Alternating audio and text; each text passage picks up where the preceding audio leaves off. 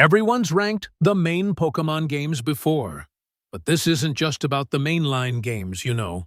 Today, we're ranking every single Pokémon game that ever got a Metacritic score, from the obscure spin-offs to the legendary titles, from forgotten experiments to genre-defining masterpieces.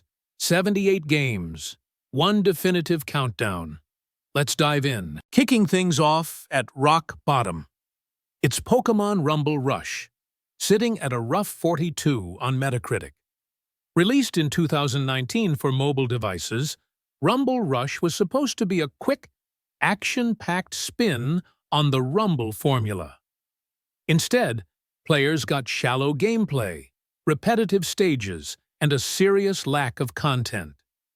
It felt rushed, empty, and stripped of the charm that made earlier Rumble games fun. Despite some colorful visuals and cute Pokémon designs, it couldn't keep anyone hooked. And just a year later, the servers shut down for good. This is the lowest point Pokémon ever hit. And from here, it's only going up.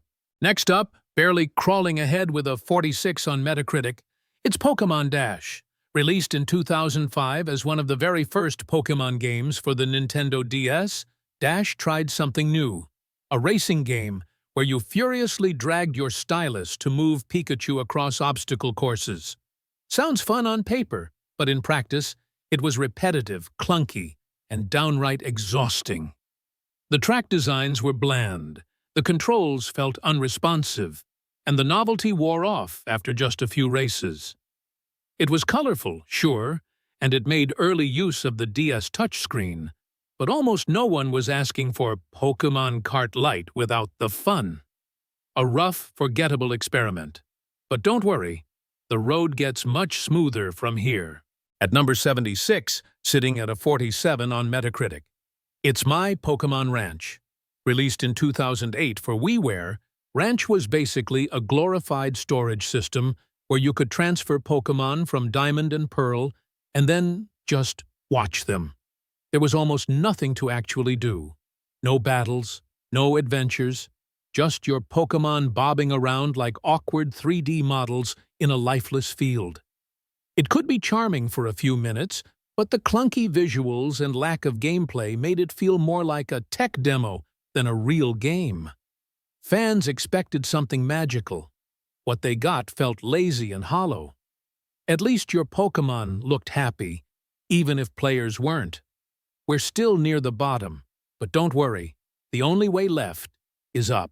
At number 75, dragging along with a 49 on Metacritic, it's Pokémon Rumble U. Released for the Wii U in 2013, Rumble U was supposed to be the big evolution of the Rumble series, even using NFC toy figures before Amiibo blew up. But what players got was a shallow, chaotic mess. Battles turned into brainless button mashing, stages blurred together, and the whole thing felt rushed and unfinished. The toy gimmick was a cool idea, but when the core game isn't fun, no amount of plastic figures can save it. Another missed opportunity, another tumble into the dustbin. And we're still digging through it. At number 74, barely crawling out with a 53 on Metacritic, it's Pokémon Battle Revolution. Released in 2006 for the Wii, this was supposed to be the next big stadium-style battle game, and visually, it wasn't bad for the time. But everything else? Brutal.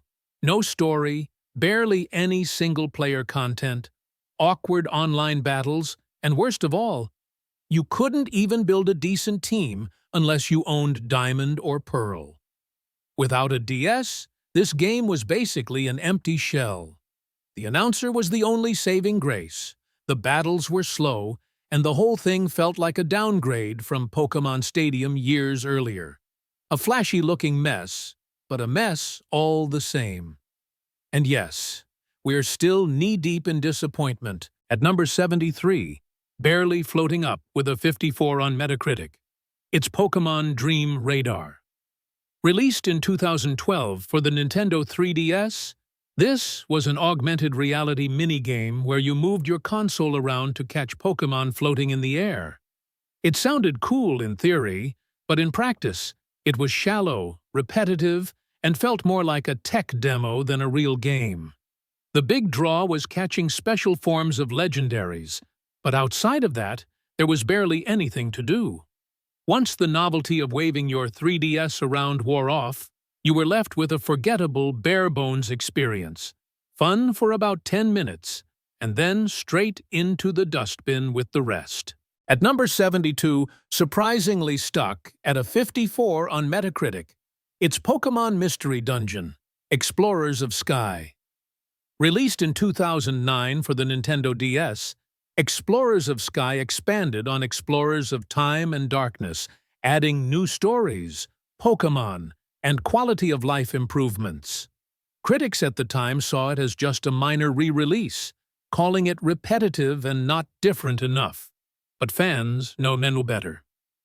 Today, Explorers of Sky is considered one of the best Pokémon spin-offs ever. Praised for its emotional storytelling, amazing soundtrack, and deeper mechanics. So, yes, Metacritic wasn't kind, but this game absolutely deserves better. One of the rare gems buried way too low on the list. At number 71, slouching in with a 55 on Metacritic, it's Pokémon Channel. Released for the GameCube in 2003, this was less of a game and more of a bizarre experiment. You basically watched Pikachu watch TV shows. That's it. Sure, there were some mini-games and collectible cards sprinkled in, but the gameplay was about as exciting as watching paint dry. It tried to be a chill, cozy experience, but ended up being boring, repetitive, and painfully slow. It's cute if you're 5 years old and obsessed with Pikachu, but for everyone else, Pokémon Channel was a huge letdown. Another one tossed right into the dumpster where it belongs. At number 70, swiping in with a 56 on Metacritic, it's Pokémon Shuffle. Released in 2015 for the Nintendo 3DS, this was Pokémon's first big step into the free-to-play, mobile-style cash grab territory. At first, it seems like a harmless match-3 puzzle game. Simple, colorful, and kind of addicting. But the deeper you go, the more obvious it becomes. This game wants your wallet. Energy timers, frustrating difficulty spikes, and endless microtransactions sucked all the fun out fast. It could have been a chill little time waster. Instead, it turned into a grindy, pay-to-win mess. Another one we're happy to leave buried at the bottom of the pile. At number 69, stumbling in with a 56 on Metacritic, it's Pokémon Rumble Blast. Released in 2011 for the Nintendo 3DS, this was the series' first jump to handheld, and unfortunately, it brought all of its problems along for the ride. Button-mashing gameplay? Check. Repetitive stages? Double check. Shallow mechanics that get boring after an hour? Triple check. It tried to dress things up with 3D visuals and a basic story, but it couldn't hide the fact that it was just the same mindless Rumble formula stretched too thin. Another forgettable spin-off thrown onto the pile, and yes, we were still digging through the wreckage. After the letdown of Rumble Blast, you'd think things might turn around. But nope. At number 68, crawling in with a 58 on Metacritic, it's Pokémon Rumble World. Released for the 3DS in 2015, it took the same tired Rumble formula and slapped a free-to-play model on top of it. The button mashing was still mindless. The stages still blurred together.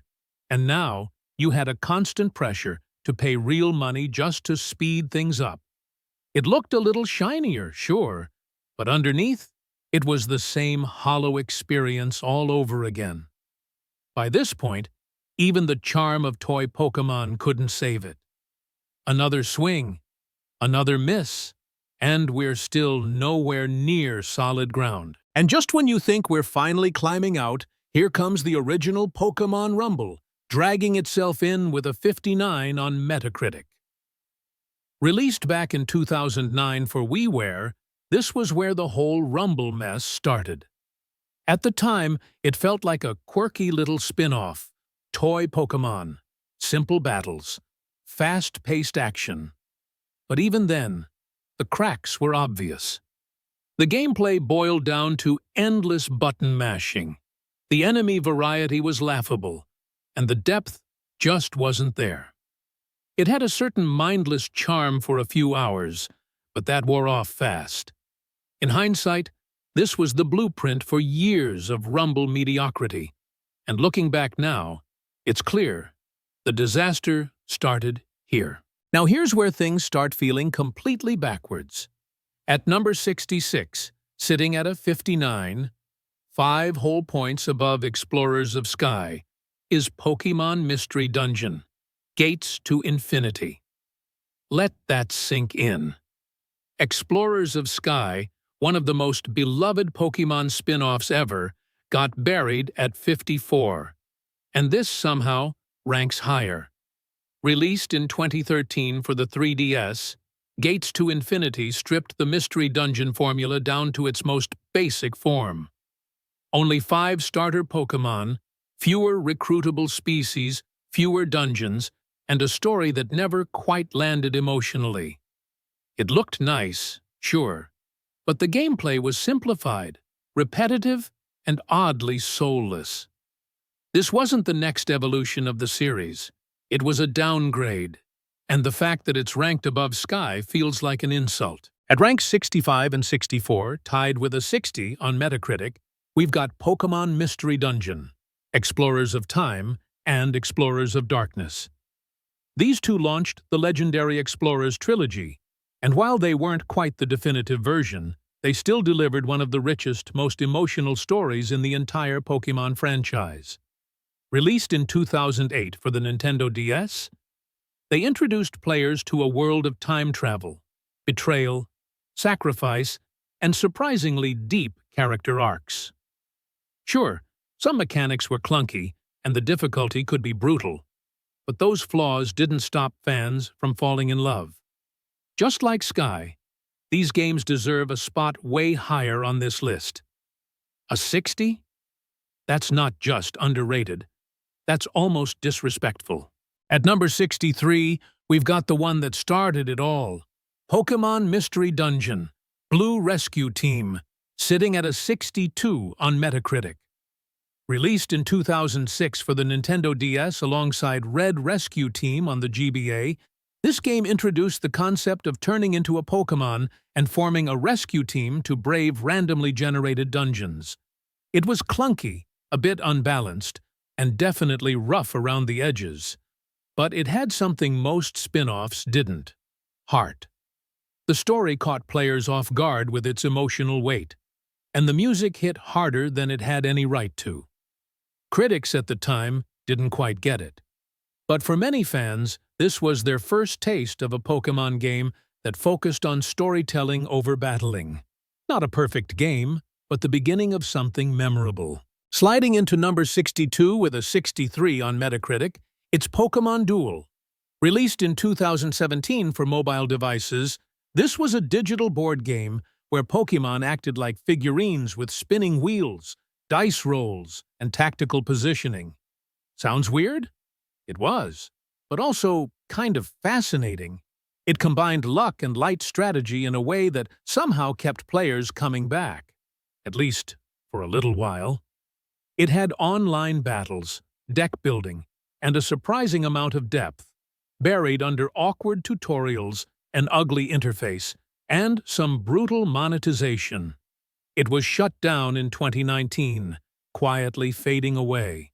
Not terrible, not great, just another experiment that didn't quite stick the landing. At number 61, we've got Pokémon Masters EX, tied with a 63 on Metacritic. This mobile game had a big hook, bringing together iconic trainers from across generations and letting them battle in 3-on-3 real-time combat. Sounds like a dream, but the launch was rough. Thin content, repetitive grind, and a confusing upgrade system left players scratching their heads. It's improved a lot since then, with better story arcs and events, but first impressions matter. And the critics weren't impressed. It's flashy, it's packed with fan service, and it's definitely not the worst mobile Pokémon game, but it never quite escaped the feeling that it's more about collecting than truly battling. At number 60, we've got Pokémon Quest, with a 64 on Metacritic. This one came out of nowhere in 2018.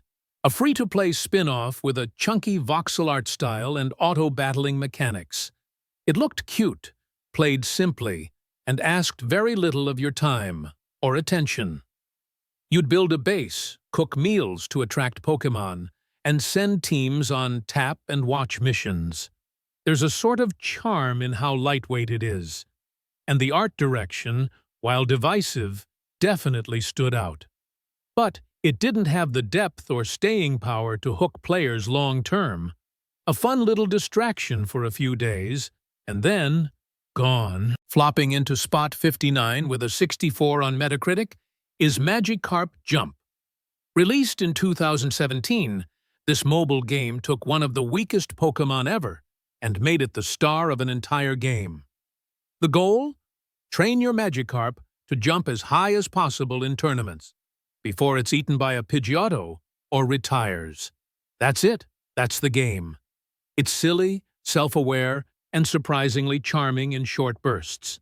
But the novelty wears off fast, and the gameplay is barely interactive. It's more of a gag than a game, but somehow it pulls it off just enough to earn a spot higher than you'd expect.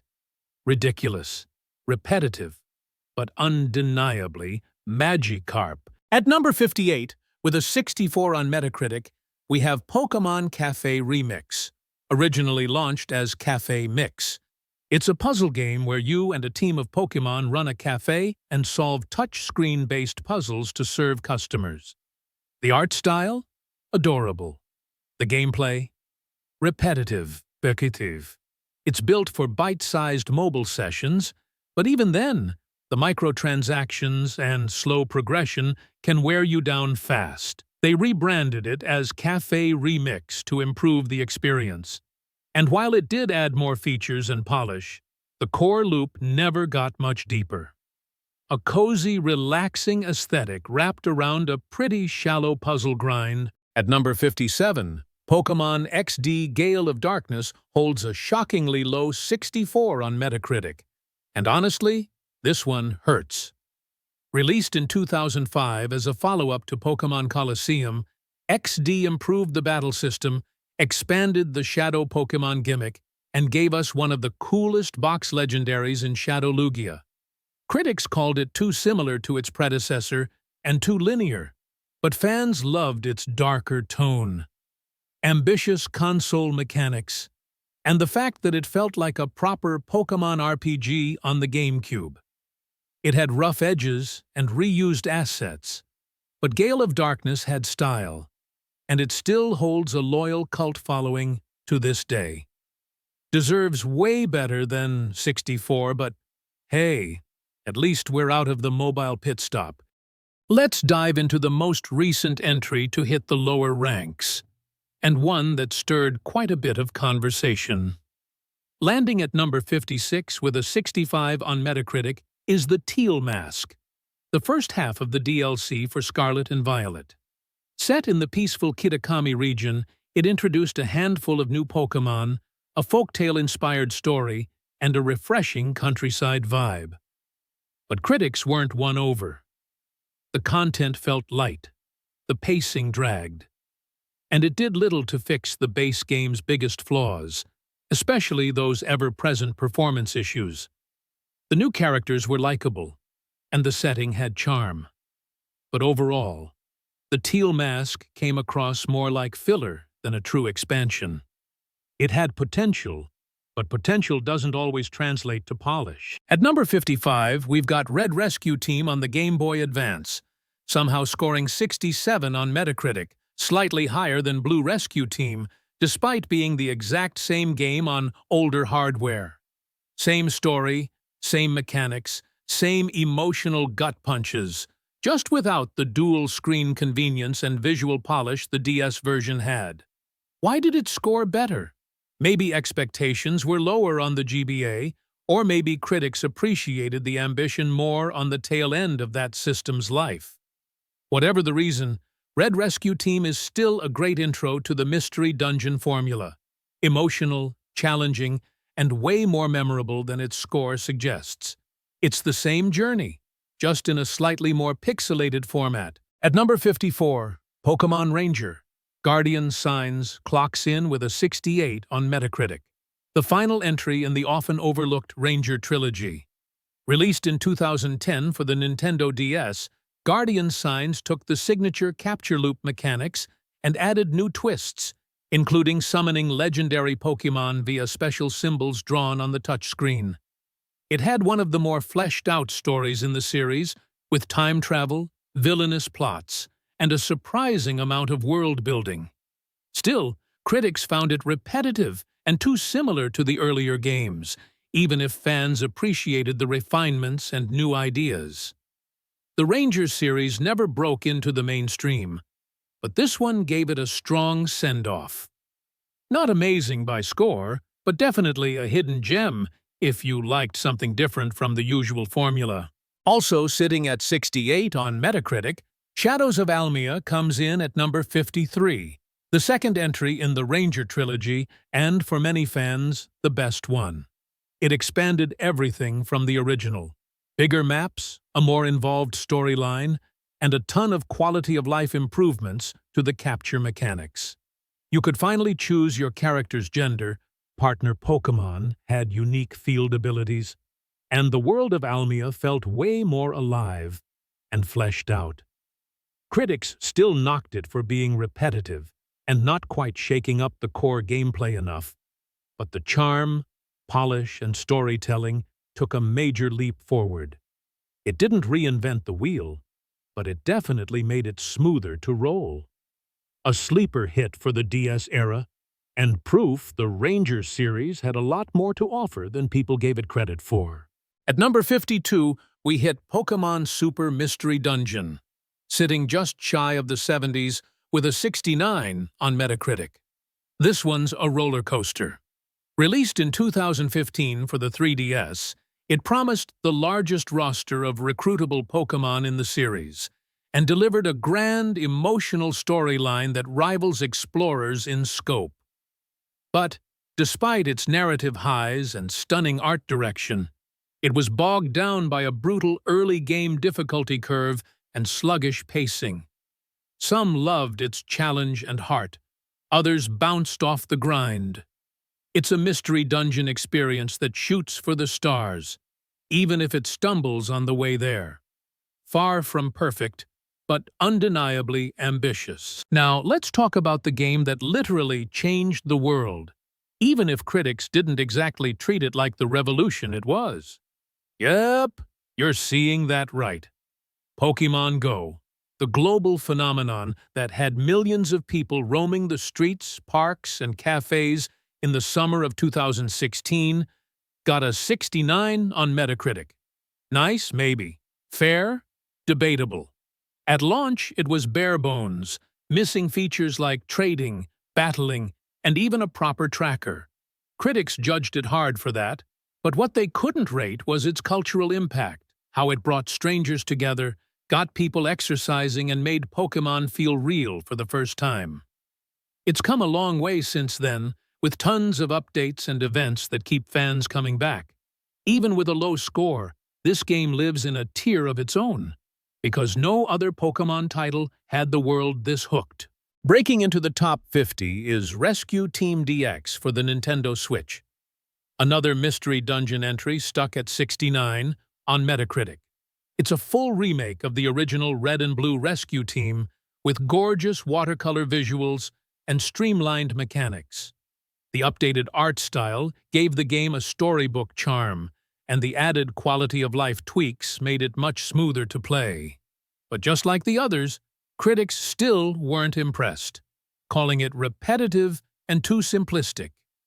It's like the Mystery Dungeon series is cursed to live in the high 60s, no matter how much heart and style it brings. Fans adored it for the nostalgia and the emotion, but the 70s remain just out of reach. And right on cue, at number 49, it's the original Pokémon Ranger, also sitting at 69 on Metacritic. That makes it official.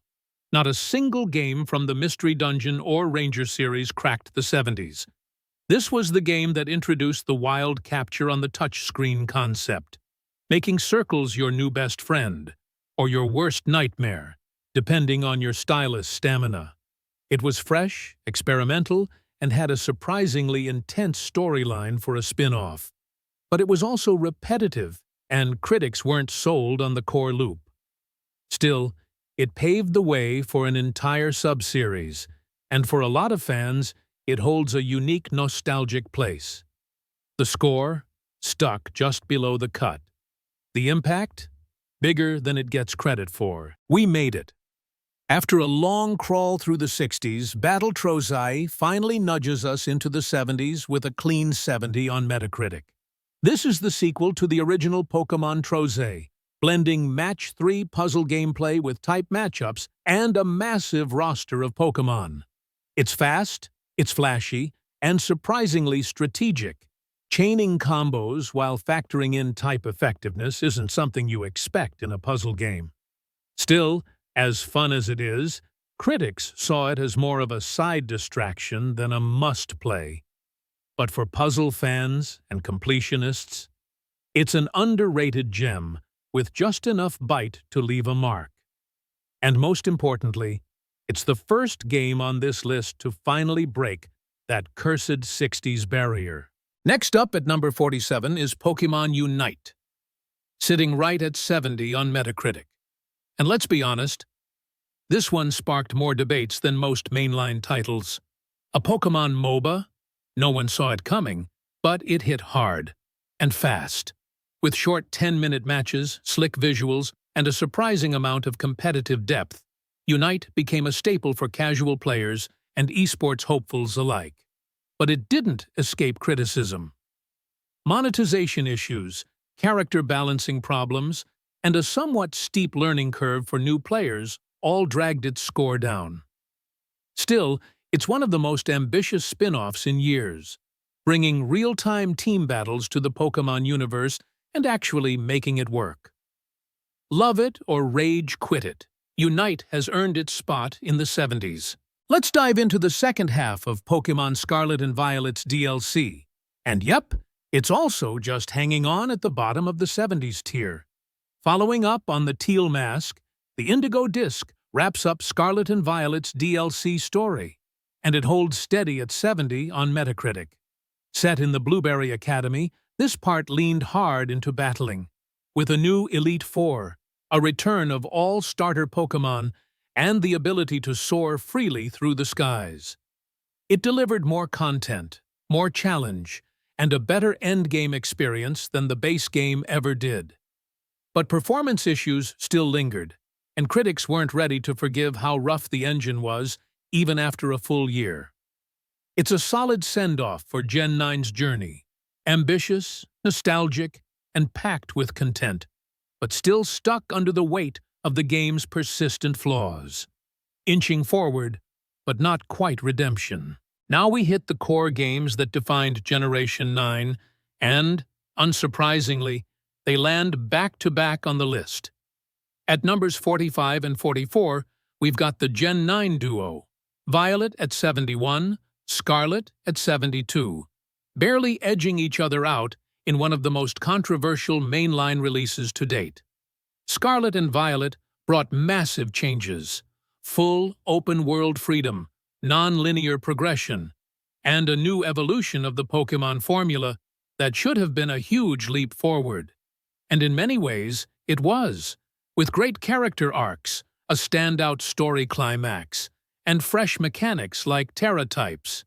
But it all came crashing down thanks to one glaring problem: performance. Glitches, lag, frame rate drops, you name it. The technical issues were impossible to ignore, and critics punished the games accordingly. Still, beneath the mess was a solid foundation that players loved. Scarlet edged out Violet slightly in reviews, likely thanks to version-exclusive story differences. But in the end, they share the same legacy: big ambition, shaky execution. Now, time to talk about two games that should have been a celebration, but ended up as a cautionary tale instead. These two sit tied at 73. But honestly, that feels way too generous. Brilliant Diamond and Shining Pearl were supposed to bring Sinnoh back in style. Instead, they gave us what many consider the worst mainline remakes in the franchise. They were faithful to a fault, down to every outdated mechanic, awkward map layout, and design quirk from the DS originals. The art style was divisive, the glitches were abundant, and even the Platinum improvements, which fans begged for, were nowhere to be found. What could have been a modern reimagining turned into a stiff copy-paste job with chibi graphics and surface-level polish.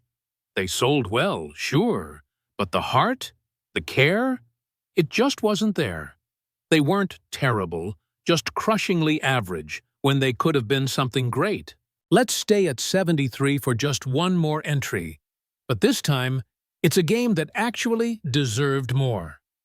Sitting at 73, but with way more fan love, is Pokémon Colosseum. This wasn't just a battle sim, it was the first true 3D Pokémon RPG on a home console, with a dark, edgy vibe unlike anything else in the series.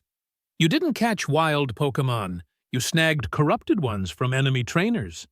You weren't a fresh-faced kid with big dreams. You were a former criminal with a motorcycle and a vendetta. It had a gritty tone, a fresh combat focus, and a fantastic soundtrack. But critics at the time found it too linear, too different, and limited in scope compared to the handheld games. Looking back now, it was ahead of its time. Colosseum might have scored the same as Brilliant Diamond, but let's be real. One of these is a cult classic. The other, well, we just talked about that. Time to give some love to a forgotten puzzle gem that just edged into higher ground. At number 40, we've got a real deep cut, Pokémon Trozei, landing at 74 on Metacritic. This quirky little DS puzzle game flew under the radar, but it had charm, style, and a surprisingly addictive twist on the Match 3 formula. Unlike typical puzzle clones, Trozei added Pokémon-themed objectives, espionage-style aesthetic, and a surprisingly catchy soundtrack. It wasn't flashy, and it didn't try to be a blockbuster, but it knew exactly what it was: fun, fast-paced, and different. Critics gave it a modest score, but fans who discovered it often came away pleasantly surprised. A strange spin-off? Absolutely. But a forgettable one? Not at all. Let's keep climbing. And now we return to Galar for some Frozen expansion content that helped redeem its base game. At 75 points, the Crown Tundra expansion finally gave players the legendary-filled, open-ended Pokémon adventure they'd been asking for. It ditched linearity in favor of exploration, introduced the Dynamax Adventures co-op mode, and brought back a ton of fan-favorite legendaries in one snowy, lore-rich package. It wasn't perfect, still running on Sword and Shield's clunky engine, but it felt like a genuine step up in storytelling, world design, and replayability.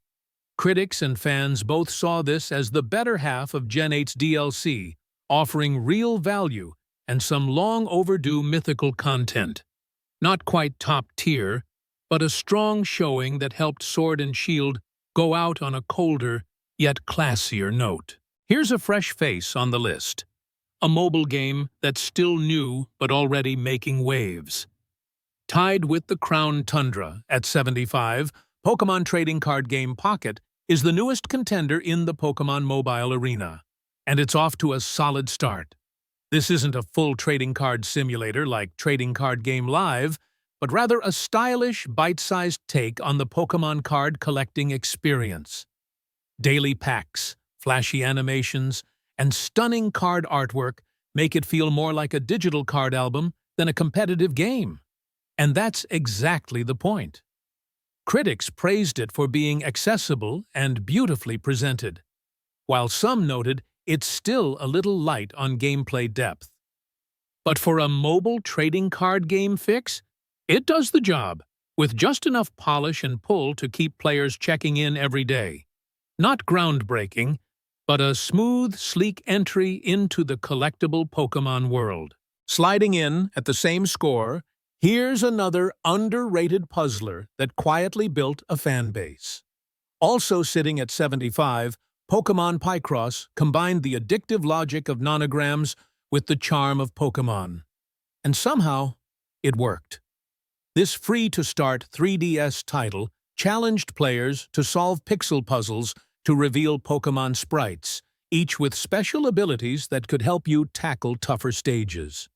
It offered dozens of hours of content and a surprisingly deep puzzle system, though its heavy reliance on timers and microtransactions kept it from reaching greater heights. Still, for fans of brain teasers and retro sprite art, it was a clever and chill way to catch 'em all, one square at a time. Not a blockbuster, but definitely a cozy gem hiding in plain sight. Time to sharpen your stylus, because next up is one of the most creative spin-offs in the entire Pokémon library. At 76, Pokémon Art Academy wasn't about battling or catching, it was about drawing. This surprisingly robust 3DS title took the full Art Academy experience and layered it with adorable Pokémon, giving players structured lessons on sketching, coloring, and shading their favorite monsters. It turned fan art into a game, teaching actual artistic techniques while keeping the tone light and fun. While it lacked the excitement of a traditional Pokémon adventure, critics praised its educational value, smooth interface, and relaxing gameplay. For aspiring artists or fans who just wanted to doodle Pikachu without judgment, this was a wholesome, hands-on experience that felt genuinely refreshing. No battles, no grinding, just pure, Poké-themed creativity. Now, this is a big one, a beloved classic that many fans would put in their personal top 10, even if Metacritic didn't. Yep, somehow sitting at just 76, Pokémon Emerald, the definitive version of Gen 3, ranks shockingly low on Metacritic. But don't let that number fool you. This game was peak Game Boy Advance. It brought together the best of Ruby and Sapphire, added the epic Battle Frontier, improved the storyline with both villain teams, and introduced smart tweaks that polished the overall flow. It was Gen 3 at its best, more refined, more balanced, and more content-packed. Critics back then may have seen it as just another version, but fans today know Emerald as a high point in classic Pokémon design. Low score? Sure. Low impact? Not even close. Time to trade battles for shutters and step into one of the most unique Pokémon experiences ever created. At 77 points, Pokémon Snap proved that you don't need gyms, battles, or catching mechanics to make a memorable Pokémon game. Armed with just a camera and a slow-moving cart, players explored lush environments and tried to capture the perfect shots of Pokémon in their natural habitats. It was immersive, relaxing, and oddly thrilling, especially when you figured out secret interactions or triggered rare appearances. Critics praised its creativity and charm, though they knocked it for being too short. But for many fans, Snap was a magical detour, a peaceful, playful safari that showed a different side of the Pokémon world. And considering how long it took to get a sequel, that cult following was very real. Now, we're stepping into full 3D glory. And this one's a fan favorite for turning battles into a true spectacle. With 78 points, Pokémon Stadium 2 brought the full Johto experience to the big screen. With improved graphics, more refined battle mechanics, and compatibility with Gold, Silver, and Crystal, it took everything the original Stadium did and leveled it up. You could see your favorite Gen 2 Pokémon fully animated in 3D, enter challenging tournaments, and even manage your Game Boy save files right from the console. Critics appreciated the upgrades, but still noted the lack of a true adventure mode held it back. Still, as a battle simulator, mini-game party, and Game Boy companion, Stadium 2 delivered serious value for dedicated trainers. For fans of the era, this was the ultimate living Pokédex, before the days of wireless everything. We're staying at 78, but switching gears from Johto battles to card duels, it's time for the digital trading card game era. Also clocking in at 78, Pokémon Trading Card Game Online brought the thrill of the trading card game to screens worldwide. Free-to-play and surprisingly full-featured, it let players build decks, collect cards, and battle others online with ease, all while mimicking the real-life experience of opening booster packs. The interface was clunky at times, and visuals weren't the flashiest, but the gameplay depth was solid and stayed up to date with official expansions. Critics noted its potential as both a casual and competitive platform, though its aging infrastructure and eventual replacement by Trading Card Game Live held it back from greatness. Still, for years, this was the way to play the Pokémon trading card game digitally, and for many, it was the first step into a much bigger metagame, back behind the lens, but this time in stunning HD. The original was a cult classic. This one brought it to a whole new generation. With 79 points, new Pokémon Snap took the nostalgic formula of the N64 original and evolved it beautifully for modern audiences. Set in the visually gorgeous Lentil region, this sequel delivered vibrant biomes, dynamic Pokémon behaviors, and a surprisingly deep photo scoring system. With over 200 Pokémon to capture on camera, secret paths to unlock, and night stages to explore, it offered way more content than its predecessor. Critics praised the visuals, chill pacing, and love for the source material, though some found the progression a bit grindy. Still, new Pokémon Snap was a relaxing, heartfelt return to one of Pokémon's most creative spin-offs. Not everyone wanted to be a photographer, but those who did got a full-on safari dream. We're stepping into Kanto again, but this time it's brighter, friendlier, and riding high on nostalgia and motion controls. At rank 30 and 29, the Let's Go duo brought Generation 1 back to life with a whole new vibe. Let's Go Pikachu scored a 79, while Let's Go Eevee edged ahead with an 80, and they were essentially the same game, just with a different partner. These Switch remakes of Pokémon Yellow added bright HD visuals, simplified catching mechanics inspired by Pokémon GO, and local co-op for younger or casual players. Critics were divided. Some loved the accessibility and charm, others missed the challenge and traditional wild battles. But one thing's clear. These games served as a gorgeous and gentle bridge between longtime fans and total newcomers. And for those who just wanted to walk through Viridian Forest with their Pikachu on their shoulder, it was pure, candy-colored comfort. We've reached a strange little clump in the rankings.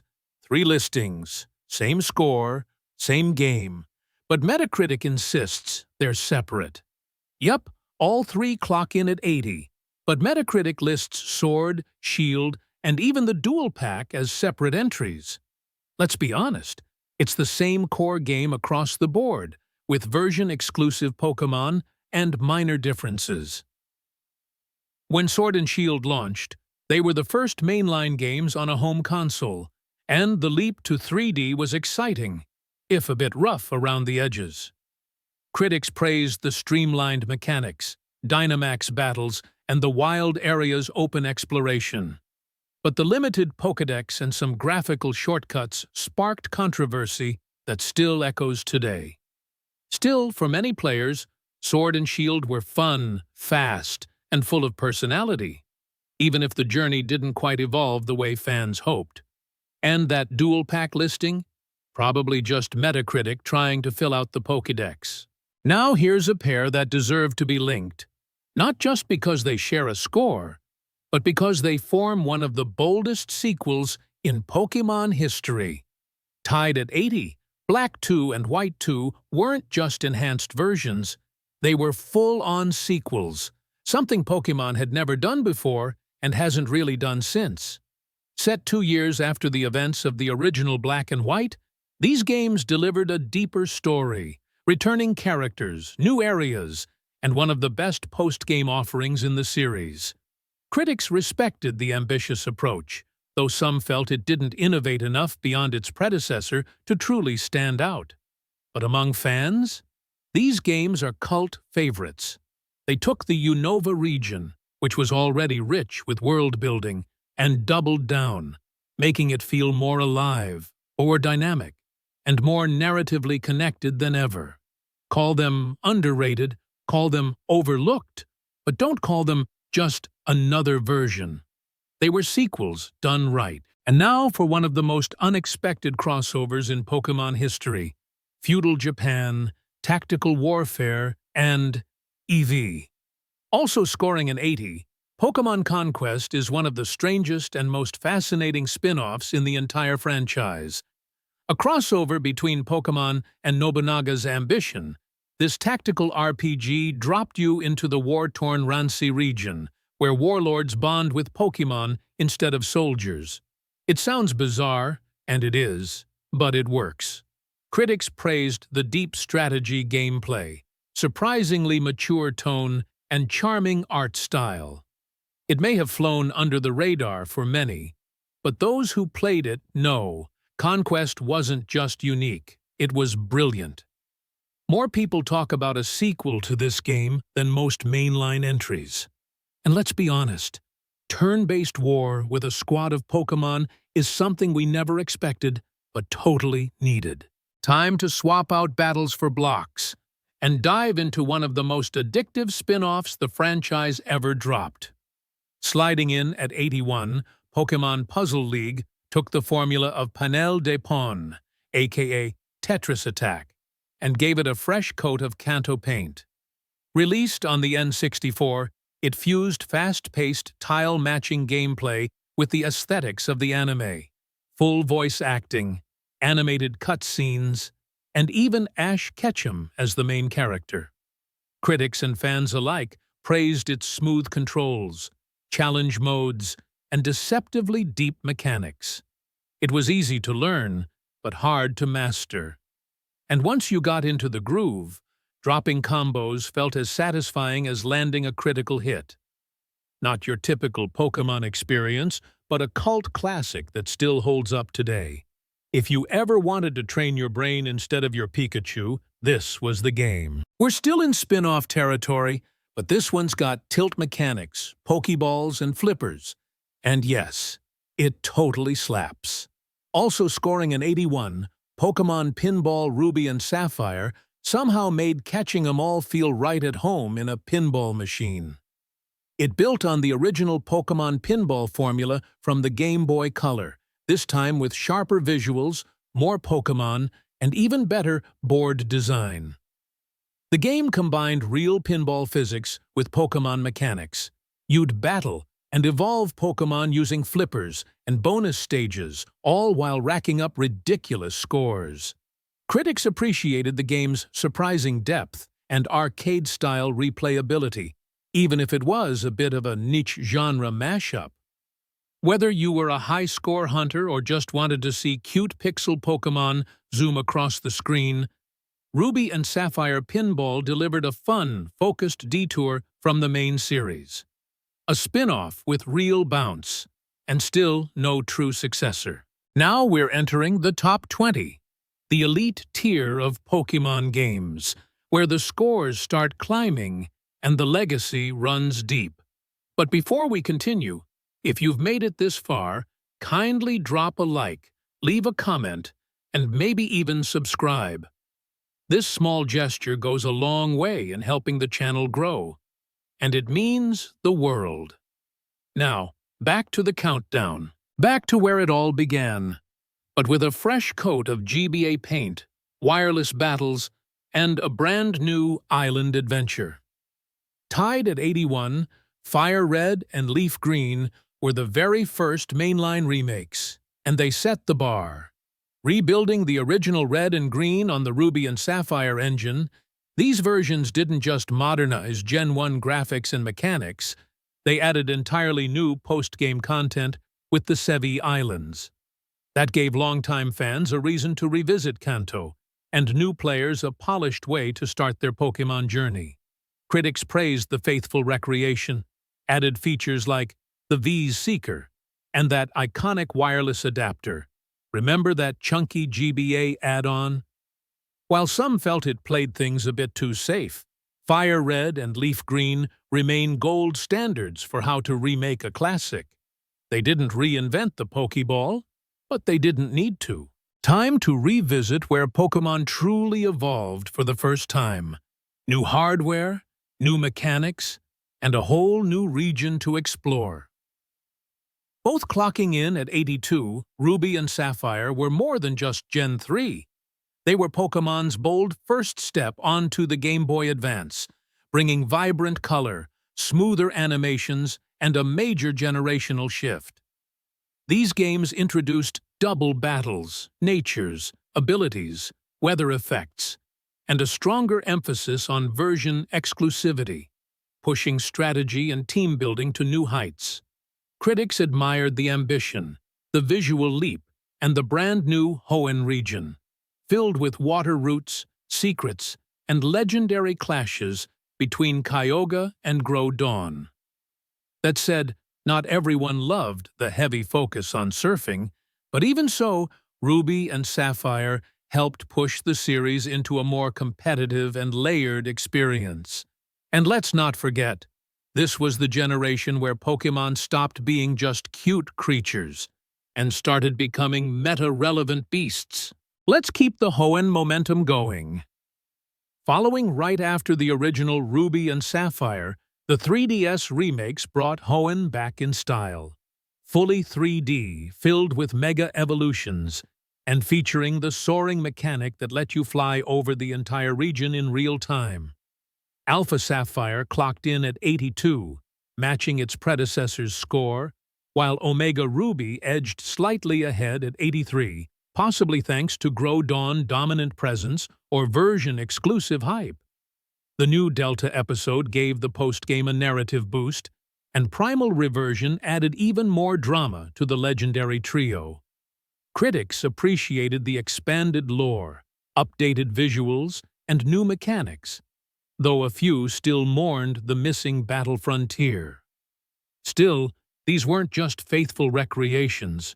They were modern reimaginings that proved Hoenn could shine even brighter the second time around. Next, a bold experiment that paid off, transforming how we catch, battle, and explore the world of Pokémon. Also scoring an 83, Pokémon Legends Arceus wasn't just another spin-off. It was a full-on reinvention. Set in ancient era, long before the days of gyms and Pokeballs as we know them, this game finally gave fans what they'd been craving: open exploration, real-time catching, and a focus on Pokémon behavior in the wild. Battles were faster and more dynamic.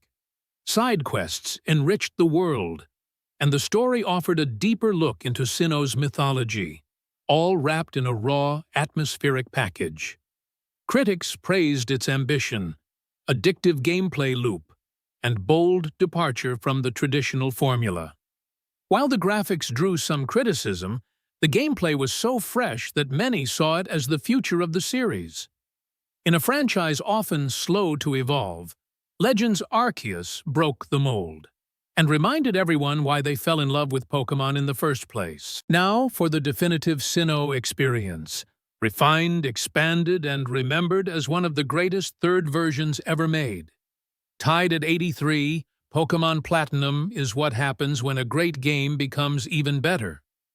Building on Diamond and Pearl, This enhanced third version improved pacing, added the Distortion World, a surreal, gravity-defying realm ruled by Giratina, and brought balance to both the story and competitive gameplay. It fixed the sluggish battle speed, expanded the Pokédex, and gave us the iconic Battle Frontier, a beloved feature that pushed trainers to their strategic limits. Critics appreciated the upgrades and additions, even if the core experience remained familiar.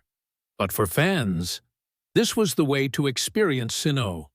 Platinum wasn't just a stopgap before Gen 5, it was Sinnoh at its sharpest, darkest, and most complete.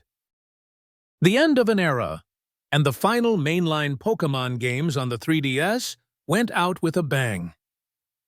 Clocking in at 84, Ultra Sun and Ultra Moon were more than just slight upgrades.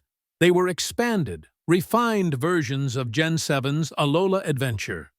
With a darker tone, alternate storylines, and new characters like the Ultra Recon Squad, these games pushed the region's mysterious sci-fi edge even further. New forms, more legendaries, and the challenging Rainbow Rocket postgame gave longtime players plenty to chew on, and critics praised the wealth of content packed into the familiar setting. Still, some felt they were too similar to the originals released just a year earlier. But for those who skipped Sun and Moon, these were absolutely the versions to play. And in hindsight, Ultra Sun and Ultra Moon were the final flourish of the classic handheld era, and they ended it in style. We've officially entered the top 10, and we're kicking it off with the Sinnoh originals that shaped a generation. With a score of 85, Diamond and Pearl brought Pokémon into the dual-screen era, and marked the franchise's leap to online connectivity for the first time. These games introduced the global trade station, held items with deeper strategic impact, and the physical special split, a game-changer for competitive battles. Visually, they blended 2D sprites with 3D environments, creating a distinct early DS style that felt both nostalgic and forward-thinking. Critics praised the ambition, deeper mechanics, and larger Pokédex, even if the pacing and early game slog drew some criticism. But there's no denying it. Sinnoh's debut laid the groundwork for much of what Pokémon would become in the modern age. Time to head to a place where tradition was broken, trials replaced gyms, and Pokémon took a bold tropical turn. Scoring an impressive 87, Sun and Moon marked one of the biggest shakeups the series had ever seen. No more gym battles. Instead, players faced island trials, totem Pokémon, and kahunas in a region steeped in culture and lore. Alola felt alive, with cinematic cutscenes, detailed characters, and a stronger focus on storytelling than any previous mainline title. Critics applauded the fresh approach, the visual polish, and the boldness of ditching the old formula. It was Pokémon reimagined, and it worked. Whether it was Team Skull's chaotic antics or the haunting mystery of the Ultra Beasts, Sun and Moon proved Pokémon could evolve without losing its soul. Now we're entering a generation that dared to reboot the franchise from within, with no returning Pokémon until the postgame, a bold new region, and storytelling that finally hit a narrative high. Matching Sun and Moon with a score of 87, Black and White were a radical reset. A new region, a fresh Pokédex, and a surprising amount of character development. Set in Unova, inspired by New York, the games featured dynamic sprite animations, moving camera angles in battle, and the series' most ambitious story yet. Team Plasma wasn't just another villain team, they questioned the very ethics of catching Pokémon, and N became one of the most layered characters the series has ever produced. Critics praised the narrative focus, polished visuals, and balance of innovation with tradition. Even today, many fans argue Gen 5 is where Pokémon peaked creatively. And while the sequels built on this foundation, the originals were the spark that lit a new kind of fire for the franchise. We're still riding the 87 wave, but now with a pair of remakes that many fans consider the best Pokémon games of all time. Tied with the previous entries at 87, but in the hearts of many fans, Heart Gold and Soul Silver stand above them all. These weren't just remakes, they were love letters to Gold and Silver, loaded with modern mechanics, updated visuals, and an absurd amount of post-game content. You got to explore 2 full regions, collect 16 gym badges, and face the legendary Red at the summit of Mount Silver, all with your favorite Pokémon walking beside you. The Pokewalker accessory even let you level up your Pokémon in real life, a feature far ahead of its time. Critics praised the sheer content, fan service, and technical polish, making these DS remakes feel both nostalgic and cutting-edge. We've finally arrived at the top, and the crown goes to a pair of games that ushered in a new era for Pokémon, with one just barely edging ahead to claim the title of highest-rated Pokémon game on Metacritic. With X scoring 87 and Y narrowly taking the top spot at 88, Generation 6 didn't just bring us to the Kalos region. It brought Pokémon fully into 3D for the first time. X and Y introduced Mega Evolutions, character customization, online features that felt seamless, and a gorgeous anime-inspired art style that finally modernized the series' look. While their stories were simpler than later titles, the presentation, scope, and mechanical overhaul made them feel like a true generational leap. Critics were blown away by the visual upgrade, the accessible online battling system, and the streamlined mechanics that opened the door to both newcomers and competitive players alike. And while Kalos never got a third version or direct sequel, its legacy is cemented in history as the era that brought Pokémon into a bold new dimension. And that's it. Every single Pokémon game ranked by Metacritic, from the forgotten flops to the fan-favorite giants. But the journey isn't over yet. With Pokémon Legends ZA on the horizon, the question now is, can it claim the top spot? Will it rise above X and Y, or will it fall somewhere in the middle of the pack? Where do you think it will land? Drop your prediction in the comments. And if you enjoyed this ride through Pokémon history, don't forget to like, subscribe, and share. Thanks for watching, and I'll see you in the next one.